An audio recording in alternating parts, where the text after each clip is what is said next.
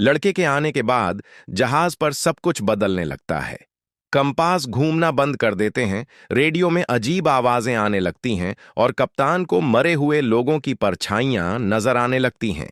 एक रात वो अपनी मरी हुई बेटी को देखता है, जिसकी मौत 2 साल पहले आग में हुई थी। अलमारी से अचानक आग की लपटें निकलती हैं और सब कुछ राख बन जाता है।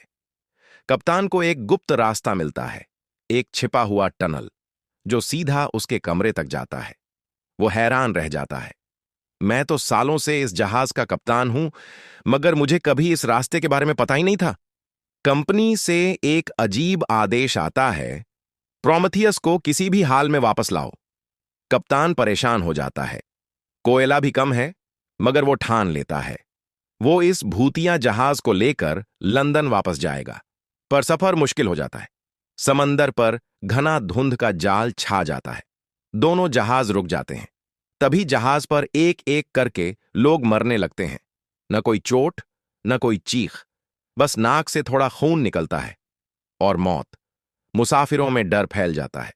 गरीब डेक के लोग बगावत कर देते हैं।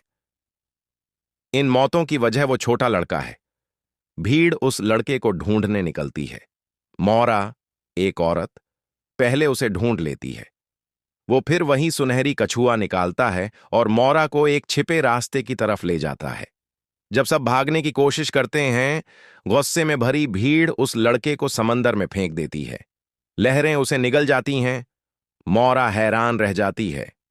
तभी कप्तान उसे पुरानी यात्री सूची, पैसेंजर लिस्ट दिखाता है। मौरा, क्या तुम वही हो जो कहती हो?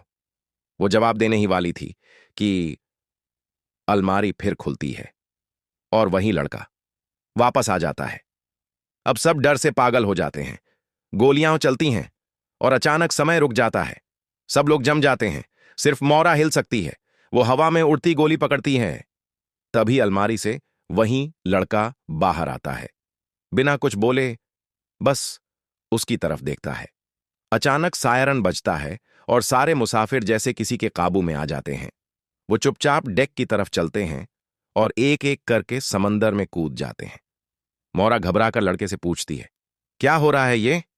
लड़का पहली बार बोलता है, वो सुन रहे हैं, देयर ईव्स ड्रॉपिंग।